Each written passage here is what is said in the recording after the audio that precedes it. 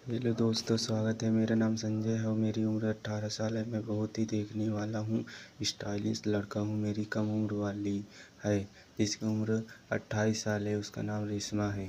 वह देखने में बहुत ही सुंदर है। वे हमारी सोसाइटी के पास वाली झोपड़पट्टी में रहती है। वे हमारे यहाँ पर पिछले 5 महीने से काम कर रही है और देखने में बहुत ही अधिक स्मार्ट है। उसको देखकर नहीं लगता कि एक शादीशुदा औरत है। वे देखने में बिल्कुल लड़की की तरह लगती है। उसका वो खूबसूरत चेहरा मुझे बहुत ही अपनी तरफ पाखी उसे करता है। दोस्तों, उसकी वो एक साड़ी पहनने की स्टाइल भी बहुत अच्छी है। उसे देखकर तो किसी का भी मन फिसल जाए। वह कुछ ऐसी है, उसकी साड़ी एकदम कसी हुई हमेशा नाभि के नीचे रहती है, जिसकी वजह से उसकी कमर पर हर किसी को अपनी तरफ झुकाने का पर बेसब्र करती है। उसकी कमर पर एक चैन, हाथ में हरे रंग की चूड़ियाँ, आधा दिखता है।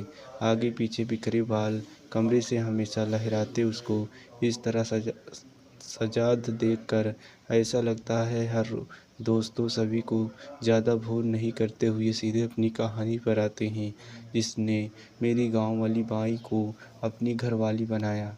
दोस्तों, जब मैंने पहली बार उसे देखा तो देखता ही रह गया, क्योंकि मेरे उसके रहने के तरीक़ों देखकर गलत अंदाज़ा लगा लिया और उसकी प्यारी छोटी सी मुखड़े को देख तो उसे घूर कर कुछ देखता ही रह गया। मुझे बिल्कुल भी विश्वास नहीं हुआ कि उसकी सूरत ऐसी क्या भी हो सकती है।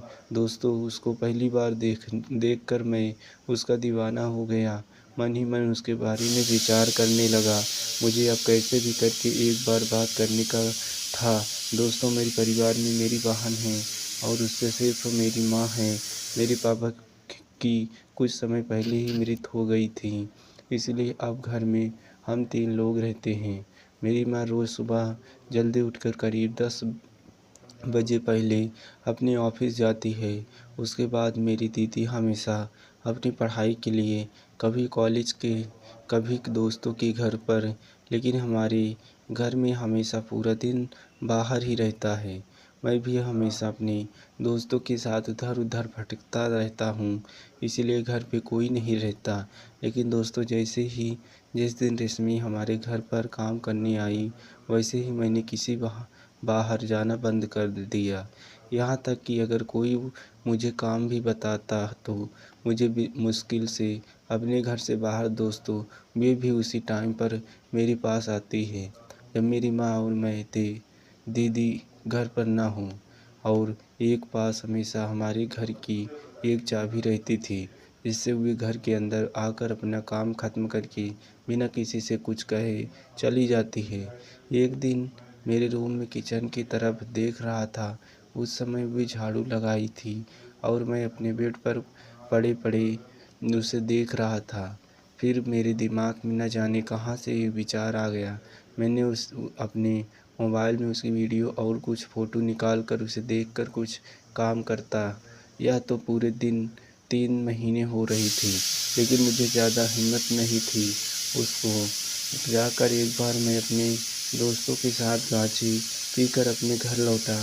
उस दिन मैंने बहुत नशा में किया था। मेरे घर आते ही नशे में एक प्लान बनाया कि आज मुझे कैसे भी करके रेशम से बात करनी है। अपने घर पहुंच गया, दरवाज़ा खोला अंदर और रेशम को याद करने लगा। रेशम रेशम कहकर, लेकिन मैं गांजे के नशे में बिल्कुल भूल गया कि मुझे बाथरूम का दरवाज़ा भी बंद करना था।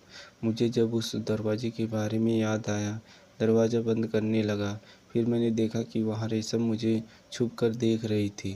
जैसे ही उसने मुझे और देखा तो मुझे तुरंत शर्मा आकर भाग गई, क्योंकि उसके सामने बिल्कुल। फिर नहाने के बाद जब मुझे नशे का असर कम हो गया तो मुझे एक बार सोचकर घबराहट और बेचैनी होने लगी।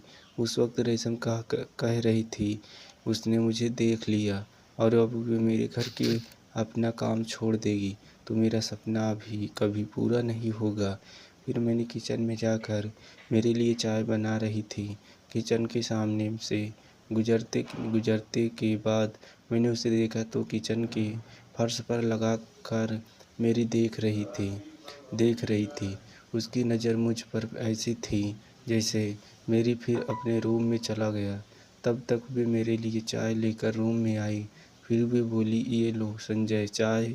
मैंने कहा कि सामने टेबल पर रख दो, तो मेरे बेड के साफ़ कर दो। अब वे मेरे कहते ही तुरंत मेरे बेड साफ़ करने लगी। मैं तैयार हो गया था तो कांच उसको अपना बेड साफ़ करते देख रहा था। कब अभी भी टावर में खड़ा हुआ था। उसके रेशमा ने मुझे देख लिया, थोड़ा घबरा गया और टावर उठाने के लिए थोड़ा नीचे झुका। तभी उसने मस्ती में आकर कहा कि यह सब क्या है रेशमा, प्लीज़ तुम मुझे मेरा टावर दे दो। फिर उसने मुझसे कहा कि तुम बच्चे हो इसलिए मैंने टावर खींचा। हंसते हुए शर्मा कर चली गई। मैंने फटाफट उन्हें तुरंत किचन के पास चला गया। वे किचन के बाहर खिड़की के पास खड़ी थी। वे वहाँ पर खड़ी होकर चाय पी रही थी। फिर मैंने हिम्मत करके थोड़ा पीछे उसके पीछे चला गया। मैंने उसकी पर उसने मुझे मुड़कर देखा और अब थोड़ा सा घबरा गया। फिर उसने मुझे पूछा कि कैसे हो तुम आकाश, तुम यहाँ क्या कर रही हो। लेकिन मैंने उससे कुछ नहीं कहा, बस थोड़ा सा पीछे हो गया। लेकिन अभी तक याद नहीं था कि मेरा हाथ अभी भी है। अब मैं उसे मुस्कुराते हुए कहा कि आज आकाश समझिया भी करो ना।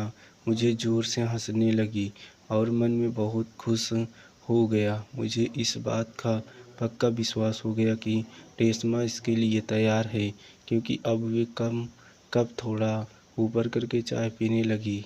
अब मैं ज़रा भी नहीं चाय पिया। तो दोस्तों, कैसी लगी कहानी? अगर पसंद आए हो तो चैनल को सब्सक्राइब करें। नेक्स्ट वीडियो में फिर से मिलते हैं।